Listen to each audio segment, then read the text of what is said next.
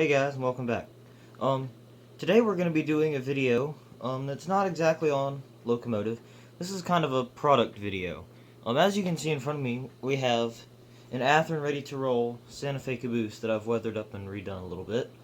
The review today is actually going to be on what is inside the caboose. The review today is the Soundtraxx Tsunami sound card. Actually, I don't know if I said that right, because I'm not sure if it's a Tsunami product or not, or if it goes under the Tsunami name, but the Soundtraxx sound card, and the Keep Alive capacitor that they have. They don't call it the Keep Alive, they call it the,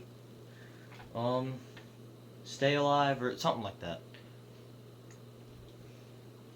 So, first things first is, basically does everything. You probably just heard it right there, that was a little bit of noise that it makes. Also powers some lights and keeps them alive a little bit. Keep Alive doesn't really work all that well for lights. It's more, it only keeps on the sound, but it does help a good bit. So I want to show you it in action on a real train doing what it should be doing. First, I'm going to go over a few little things, and it's going to get upset. It's going to blow the horn. It does that when you take it off the track. But you can hear that it's on. It does that when you take it off. But as you can see, that silver piece inside is the speaker. It's actually an older MRC speaker that I used. And you can see I have little spots here that are, these are my pickups. You can see I had to build them myself on this car. They actually work really good. They roll really nicely. It picks up power pretty well. I've done a little bit of detail work, and because the car actually has a horn, I'm going to use this as a switching caboose, and I actually mounted a horn underneath it. I just have not painted it red yet. You can see up in the car there my caboose, and I've added a lot of lights to the car, and there's a few ways you can consist it. There's two ways to add this to a consist on the train. I'm going to go over that real quick. With the DCC throttle, since I use Digitrax, I'm going to set it here. I know it's sideways, but you can still get the gist. Turn the light off too. Yeah, that's better. You can see there's two ways to consist it. There's one that Soundtraxx goes over that they like to do that they say is faster. And I kind of disagree. I don't think it's faster, and I don't think it's easier. So what we have is my locomotive here. 2662 is the locomotive, and 756 is the address for the caboose. That's the last three digits of the car number, and that's what the number is up on the cupola. So, what Soundtraxx recommends is that you,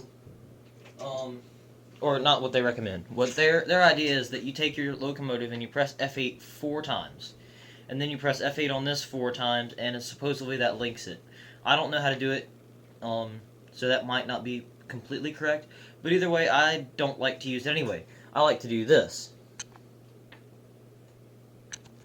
There, done. That's why I like this. I just added the car address to the locomotive address as a consist like you would with all other DCC systems, and you're done. And now this will do whatever the locomotive does. So when I speed the locomotive up, it will ramp up the clicks. So, I like that a lot better. I don't see how other people do the other one. It takes so much time, where that took me 2 seconds max. So, now I'm going to show you a little bit about what it does.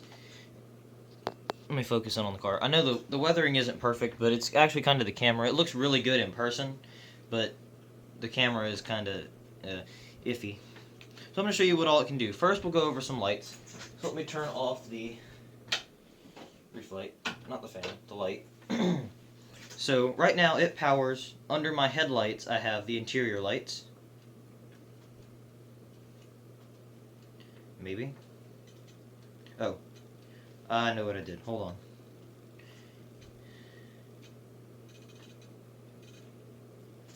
Huh. There we go. Interior lights. Off and on. And as you can, I actually had to do 3 different lights. And as you can see, it is actually kind of lighting up the cupola a little bit. But there is one light glued in the roof of the cupola. Oops.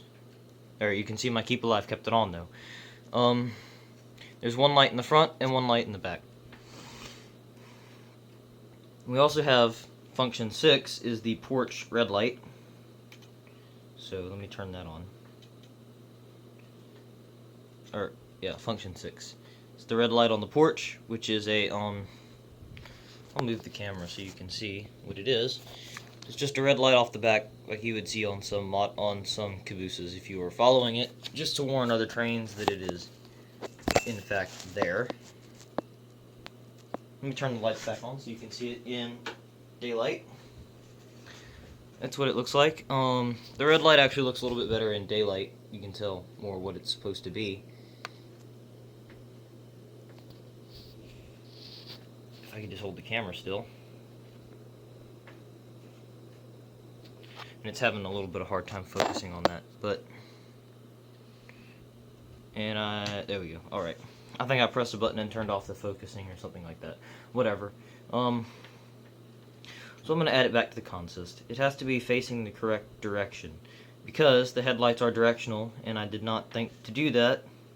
When I put it in reverse, the headlights turn off.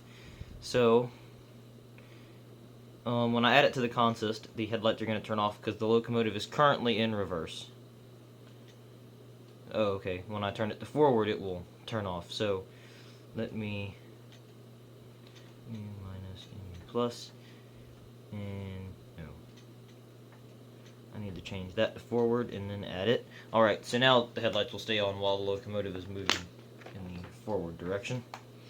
And you can hear a little bit of the sounds of it. So oh, before we do that, I want to go over the horn and everything. So here's the horn. Here's the short horn. Bell.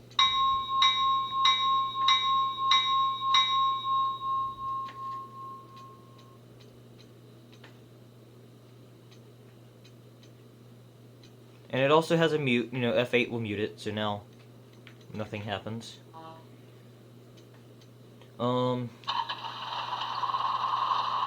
9 is the this is the reefer sound. So let me turn that off and I'll turn it back on. F9 is if you're using a mechanical reefer, if that's what you put it in, that would be what you would turn on. F5, and you would get mechanical reefer sounds, or F9 I meant. F9 is the mechanical reefer, would be the reefer unit on the front. So I'll turn that back on so you can hear it.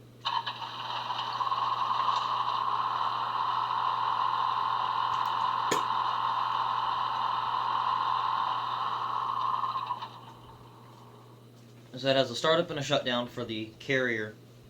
I think they recorded either carrier or Thermo King units. Probably Thermo Kings now that I think about it.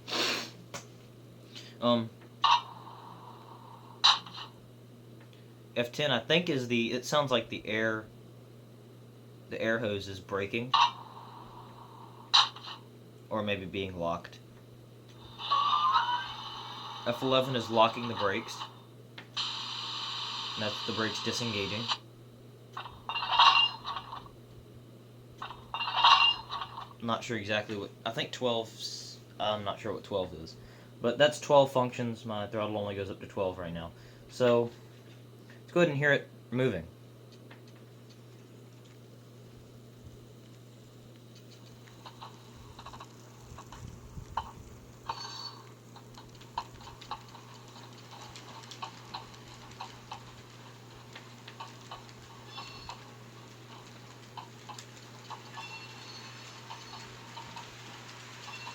And you'll hear it when it comes by, and then I'll stop it so you can actually hear it in place. I forgot that I can do that, so you'll hear it when it comes by, though.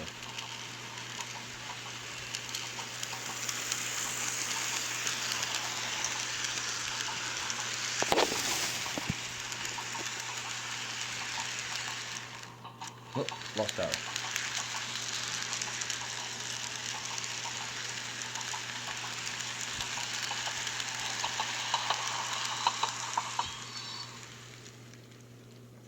So it's a pretty impressive little car. I like it.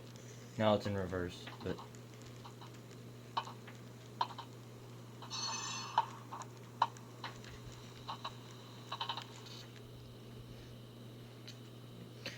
I really like the car. It operates really well. and is actually a pretty decent car. Or, why I'm saying car, the decoder.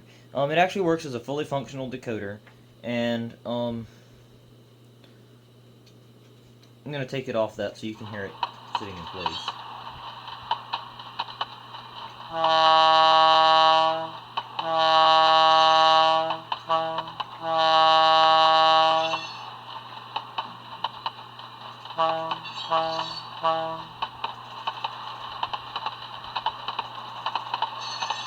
So that's 50 speed steps right there.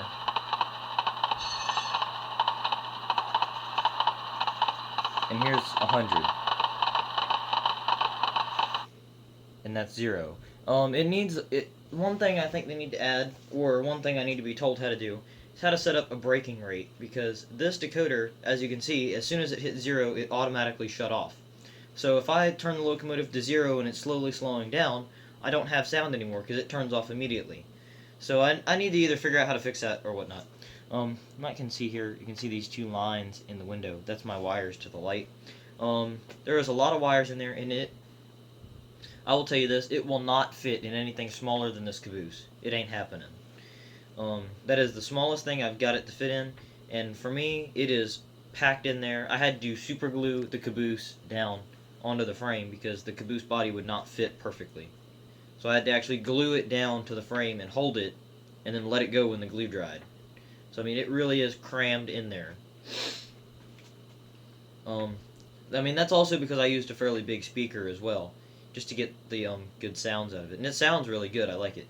Now let's go over the keep alive. So I'm going to hit the horn, and I'm going to pull the car off the tracks, and we'll see how long it goes. So, let's go.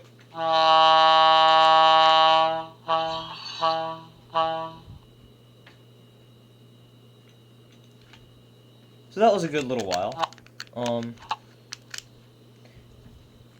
Next time I'm going to try to keep count, so let's go again. Actually, I'm going to let it sit here and build power because the capacitor has to get power in it first. But, it's an impressive system, and it works really well. I mean, when I'm actually running it on the layout, I have no problems with it. It doesn't, I mean, the locomotive dropped power, and it didn't even lose power. So, and I had it at the train club. No problem there either. So, and the way I built the pickups is not perfect. I mean, I probably could have built those a lot better. I really failed at building those. I'm not really good at it, but it can always be improved. Athearn is now releasing the power trucks. It's actually a freight car truck. It's a standard 70 ton. They have a 70 ton, an 80 ton, and a 100 ton truck. I'm pretty sure that are all power pickup trucks. The problem is they don't make caboose trucks, like as you see on this model here. They don't make caboose trucks, so they don't make anything that looks correct on the model. So, when they release caboose trucks, I might switch those out and put caboose trucks on there, or put the actual pickup trucks on there. But those actually work pretty well. Recommended for, or what I would recommend is that if you're going to have this on one train, as you could see, or probably hear, you did not hear it until you were about 4 cars away or so. Probably about the time when a flat car passed is when you started to hear it. So the first half of the train you didn't hear, and that's not a very long train. That's only 1, 2, 3, 4, 5, 6, 7, 8, 9, 10, 11, 12 cars. So if you had a fairly big train, you would need multiple sound cars for it to sound correct. And you don't need to link them up. And what I would do is I would take, say you're going to run 2 locomotives, so you take locomotive 1, consist it, with locomotive 2, then add sound car 1, sound car 2, sound car 3 in order from front to back. That way it's all in order, and that way you don't lose track of what you have consisted. But I do plan on getting a few more of these. Soundtraxx actually sells them in 3 car packs, which I think is pretty cool. It comes with all the wires, and it is a 4-function decoder, I believe. It's 4 or 6. And it has all the sounds so that it can be sound car for a caboose, a reefer trailer, any standard box car, and it can also be a passenger car. nothing special about the passenger car except that it has the horn and the bell if it were a cab car. When I get my El Captain train completely finished, I will have one or two of these in the entire El Captain, running the lights in there and making the really cool sounds. So I think it is it's a pretty big step in model railroading, and it makes the rest of the train sound really cool. So with that, I'm gonna hit the horn one more time, and we're gonna see how long it can go. So I'll actually keep count this time.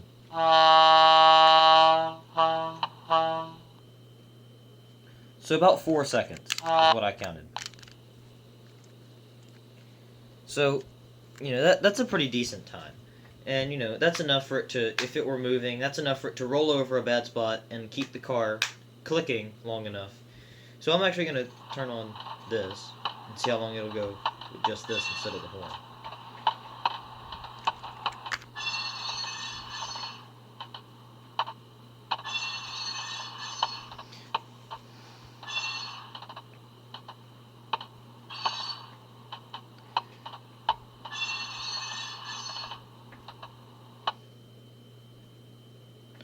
So it made it 18 seconds that time without the horn or anything. So, I mean, that's a pretty good time right there, too. 18 seconds without power is actually really good. So now I'm just going to go ahead and add this back to the train, and I'll see if I can chase it around the layout so you can hear it.